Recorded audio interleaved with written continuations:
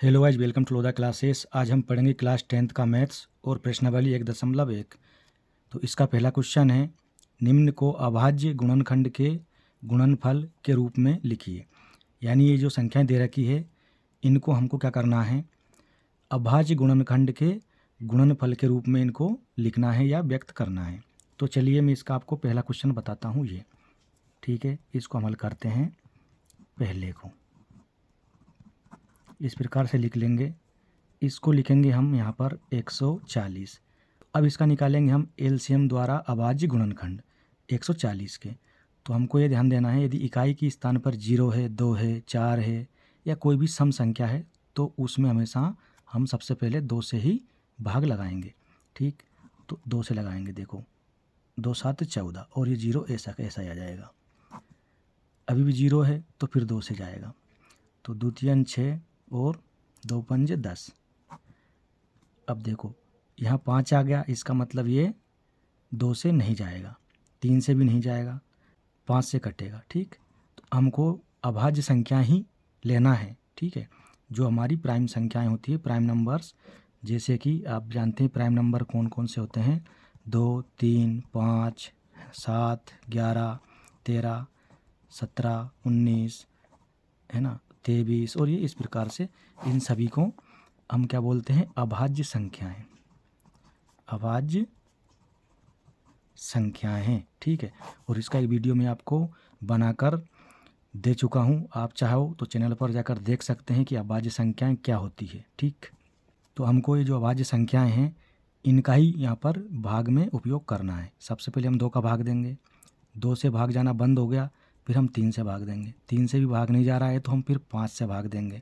ठीक है, 5 से भाग नहीं जाएगा तो हम फिर 7 से देंगे, 6 से नहीं देंगे। यानी कि जो अभाज्य संख्याएं हैं सिर्फ और सिर्फ यहाँ पर वही उपयोग में ली जाएगी। ठीक, तो चलिए अब यहाँ पर देखिए 3 से भी नहीं कटेगा ये, तो 5 से कटेगा, 5 7 35। ये अब देखो 7 7 से ही कटेगा, 7 एकम 7। अब इसका उत्तर कैसे लिखेंगे हम, देखो 140 लिख लो और बराबर का निशान लगा के ये जो गुणनखंड आए हैं इनको इस प्रकार से लिख लो ये। ठीक, अब आप यहाँ देखिए कि 2 2 बार आया है। ठीक, तो इसको हम इस प्रकार से लिख देंगे, 2 पर घात 2 गुणा 5 गुणा 7। ठीक, और यही क्या होगा इसका आंसर, यानी हमने 140 को अभाज्य गुणनखंड के गुणनफल के रूप में लिख दिया है।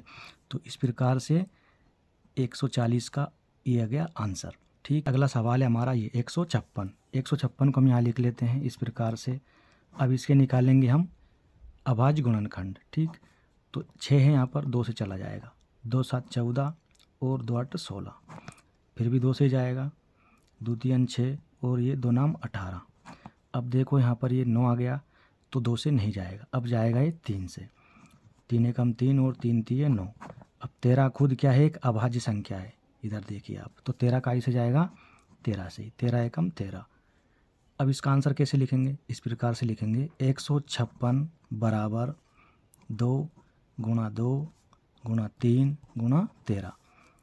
तो 2 2 के 2 बार आए हैं तो इनको हम लिख देंगे 2 पर घात 2 गुणा 3 गुणा 13। ये आ गया इसका आंसर। ठीक है, हमारी अगली संख्या है 3825। इसका हमको निकालना है अभाज्य गुणनखंड। तो इस प्रकार से एक लाइन खींचेंगे, ऐसे खींचेंगे। अब देखिए यहाँ पर 5 है तो 2 से तो इसमें भाग जाएगा नहीं, 3 से देखते हैं हम, ट्राई करते हैं। चलो यहाँ लिखेंगे 3।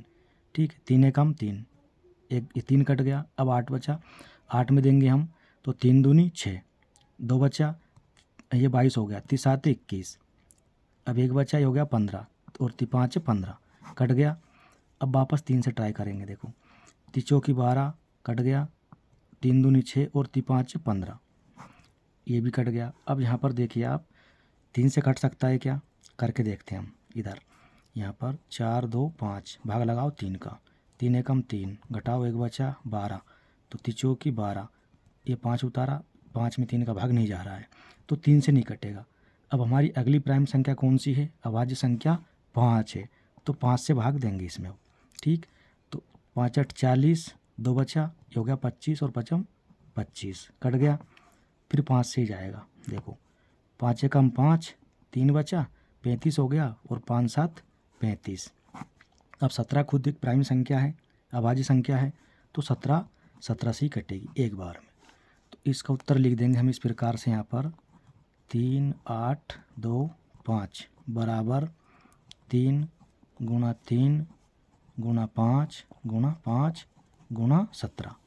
अब जो रिपीट हुई है संख्याएं उनको इस प्रकार से हम घात लगा के ऊपर ऐसे लिख देंगे, है ना। 3 पे घात 2, 2 बार आया है 3, गुणा 5 2 बार आया है तो 5 पे घात 2, गुणा 17 एक बार है तो एक ही बार लिख देंगे। ये हो गया इसका आंसर, ठीक है। इस प्रकार से चलिए अगला देखिए।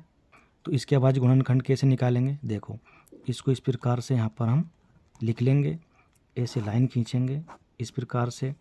जब यहाँ पर 5 है तो 5 से ही ये कटेगा, ठीक।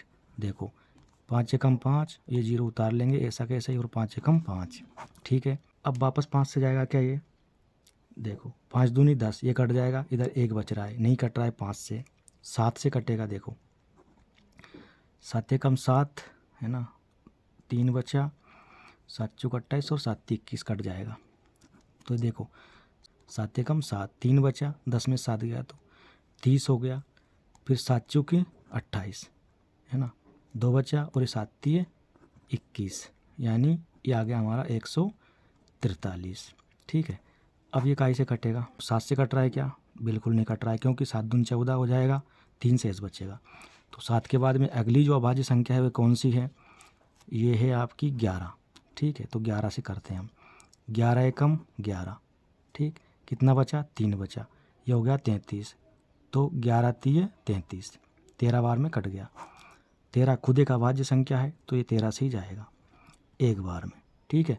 तो इसका आंसर हो गया आपका इस प्रकार से, इसके आगे लिख देंगे यहाँ पर 5 गुणा 7 गुणा 11 गुणा 13। तो ये अभाज्य गुणनखंड के गुणनफल के रूप में ये आ गया इसका आंसर, ठीक है। तो हमारी अगली संख्या है 7429, इसको अभाज्य गुणनखंड के गुणनफल के रूप में व्यक्त करना है या लिखना है। तो इसके हम निकालते हैं सबसे पहले अभाज्य गुणनखंड। तो चलिए इसको इस प्रकार से यहाँ पर लिख लेते हैं, इधर 7 4 2 और 9, ठीक है। अब इसका हम निकालेंगे एलसीएम। तो देखो इधर 9 है, ठीक, तो 2 से तो कटेगा नहीं, 3 से कट रहा है क्या, ट्राई करते हैं, भाग देकर देख लेना चाहिए, ठीक है, यही इसका तरीका है।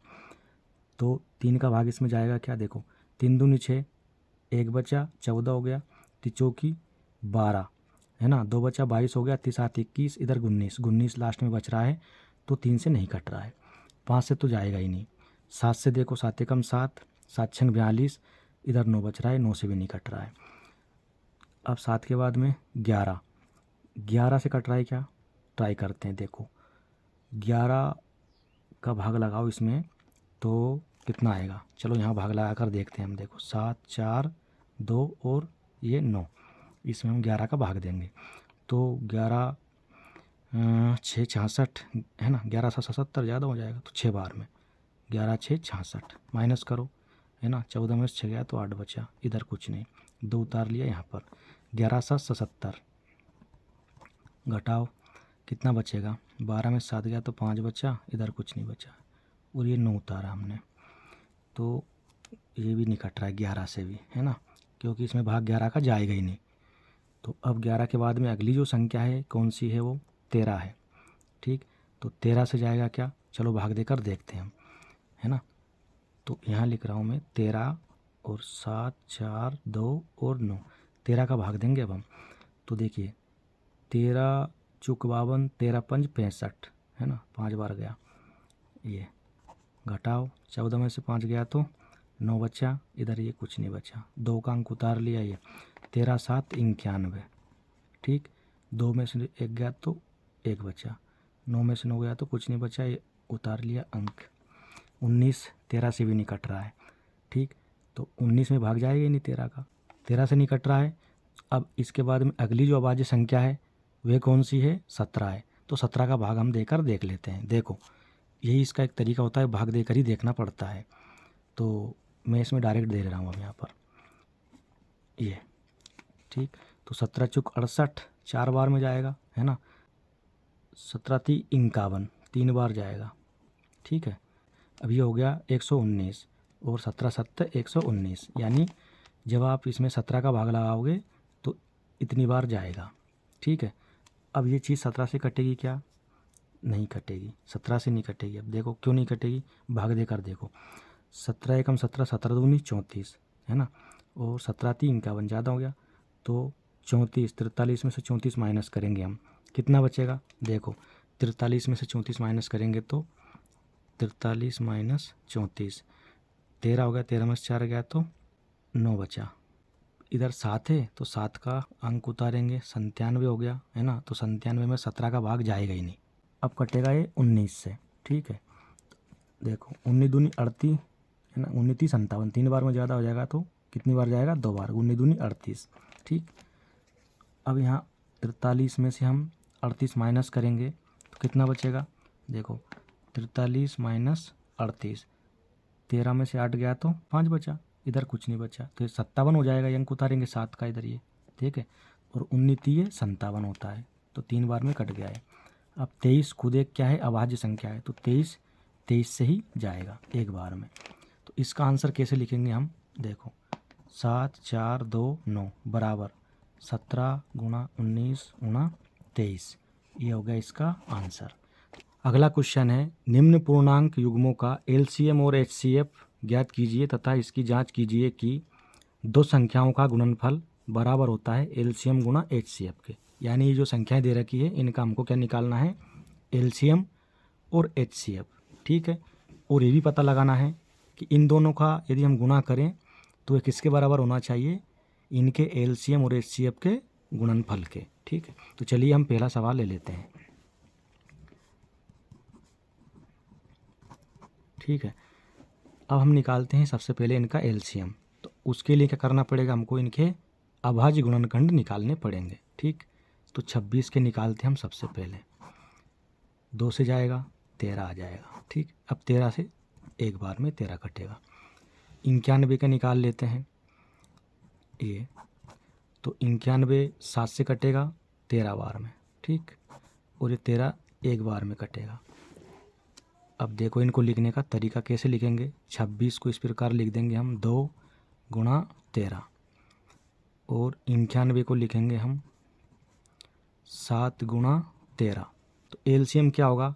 देखो एलसीएम किस किस का? इन दोनों का, 26 कामा 91 का, कितना हो जाएगा एलसीएम? 2, है ना, और 13 कॉमन है तो 13 एक बार लिखेंगे, तो 2 गुणा 7 गुणा 13, जो चीज़ कॉमन है दोनों में उसको हम एक बार लिखेंगे, ठीक। अब इनका गुणा कर देंगे हम, देखो 13 7 91, और 91 में 2 गुणा करेंगे तो 2 एकम 2 और 9 दूनी 18, 182 आ गया। अब इसका यदि हम एचसीएफ निकालें तो एचसीएफ में क्या होता है? Highest common factor. तो इन दोनों में कॉमन क्या है? 13, यही कॉमन है, ठीक। तो एचसीएफ किस किस का? 26 और 91 का। क्या कॉमन है? देखो यही कॉमन है इसमें, तो 13 आ जाएगा, ठीक है, ये आ गया। ये तो हो गया एलसीएम और एचसीएफ। अब इसकी जांच करना है हमको कि इन दोनों का गुणा किसके बराबर होना चाहिए? इन दोनों के गुणा के, है ना। तो चलिए करते हैं इसकी जांच। दोनों संख्याओं का गुणा करेंगे हम सबसे पहले, 26 गुणा 91, ये किसके बराबर होना चाहिए? इन दोनों के, है ना, एलसीएम और एचसीएफ के। तो 182 गुणा 13, इनका गुणा करो, है ना। देखो इसका गुणा करेंगे हम तो कितना आएगा? 26, है ना, और 9 6 54 की 4, हासिल लाई 5, 9 दूना 18, 18 और 5 23, तो 6 का 6, ये 4 और 2 फिर 6, और ये आ गया 23, ठीक। अब इसका गुणा करते हैं हम, क्या आएगा? देखो 3 दूनी 6, है ना, और 18 54, ये अब ये आ जाएगा 2 8 1, 6 का 6, 4 और 2 6, 8 4 12, 13 की 3 हासिल आई 1, और ये आ गया 2। तो देखो आप, यानी इसका जो मान था वही मान इसका आया है, ठीक है। तो ये हो गई सत्यता की जांच, यही क्या है? इसका आंसर है ये, ठीक है। इसको लिखना हो तो इस प्रकार से लिख देंगे हम, दोनों संख्याओं का दोनों संख्याओं का गुणनफल बराबर एलसीएम गुणा एचसीएफ। कितना आया है? 2 3 6 6 बराबर 2 3 6 6। ठीक है, इस प्रकार से। अगला क्वेश्चन है 510 और 92। ठीक है, इनके निकालना है हमको। तो क्या करना है, इनके सबसे पहले अभाज्य गुणनखंड निकाल लेंगे। तो लिखते हैं हम यहाँ पर 510 को। अब ये 2 से कट जाएगा क्योंकि यहाँ पर 0 है। तो 2 दूनी 4 और 2 पंजे 10 और 2 पंजे 10। अब 2 से नहीं कटेगा, 3 से कटेगा। 3 8 24, 1 बचा 15 हो गया। 3 5 15। अब 3 से कटेगा, 3 दूनी 6, 2 बचा 25, नहीं कट रहा है। 5 से कटा, देखो 5 एकम 5, 3 बचा 35 हो गया। 5 7 35। ठीक है, 17 17 से ही कटेगा एक बार में। ठीक, अब इसके निकाल लो इसी प्रकार से 92 के अभाज्य गुणनखंड। तो 2 है इधर, तो 2 से कट जाएगा। देखो 2 चौकी 8, 12 हो गया। 2 छंग 12। फिर 2 से काटो, 2 दूनी 4, 2 तियानी 6, 23। 23 से ही कटता है क्योंकि अभाज्य संख्या है, एक बार में कटेगा। ठीक है, अब देखो इनको इस प्रकार से लिख देंगे यहाँ पर हम 510 बराबर 2 गुणा 3 गुणा 5 गुणा 17। 92 को भी लिख देंगे इस प्रकार से हम 2 गुणा 2 गुणा 23, है ना। और इनके एक फैक्टर और है, ये देखो यहाँ पर ये है ना, ये कॉमन है दोनों में। ये भी एक क्या है, इसका फैक्टर है, यानी गुणनखंड है ये भी। ठीक है, ये एक लास्ट में जो बचा वो भी एक गुणनखंड है इनका। अब ये 2 बार रिपीट हो रहा है, 2 2, है ना। तो इसको आप चाहो तो 2 की घात के रूप में यहाँ पर लिख सकते हो इस प्रकार से, 2 की घात 2, है ना, ये गुणा 23 गुणा 1। अब 1 को पहले लिख लो या बाद में लिख लो, उससे कुछ अंतर नहीं पड़ना है। ठीक है, चलिए अब देखो इनका हमको निकालना है एलसीएम। ठीक, क्या निकालना है? एलसीएम किस किस का? 510 और 92 का। तो इसको इस प्रकार से लिखेंगे हम, इसकी जो अधिकतम घात होगी उसको लेंगे हम। तो 2 पर घात कितनी है? 2 है। ठीक है, तो लिख देंगे हम 2 पर घात 2 गुणा, अब देखो 3 है, 5 है ना, 17 है। इन सबको गुणा में लिखेंगे हम, 3 5 17 और ये 23। ठीक, ये अब 1 भी इनके गुणा में, है ना। चाहो तो यहाँ पर लिखो या मत लिखो क्योंकि 1 से गुणा में कोई फ़र्क नहीं पड़ता है। ठीक, अब इन सब का हमको क्या करना है? गुणा करना है। तो यहाँ लिख रहा हूँ अब मैं, देखो 2 पे घात 2 यानी 4, है ना। 4 ती 12, 12 पंजे 60, है ना। और 60 में हम गुणा करेंगे 17 का, तो 17 छक के 102। तो ये हो जाएगा आपका 102, और वो 0 थी पहले से, वो इधर आ जाएगी। अब गुणा करना है 23 का इसमें, तो कितना हो जाएगा? देखो 0 के 0 और 23 दूनी 46, ये और 23 से कम 23, ये आ गया 23,460। ठीक है, ये आ गया एलसीएम। अब इसका एचसीएफ निकालना है, एचसीएफ।